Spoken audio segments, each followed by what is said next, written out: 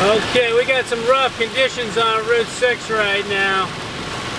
Wednesday afternoon, we're flooded and picking up water over here.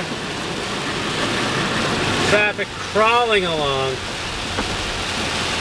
Finally, the heavens open up. We're getting that rain we needed, but man, we are getting a lot of it, and it is rough out here on the highway.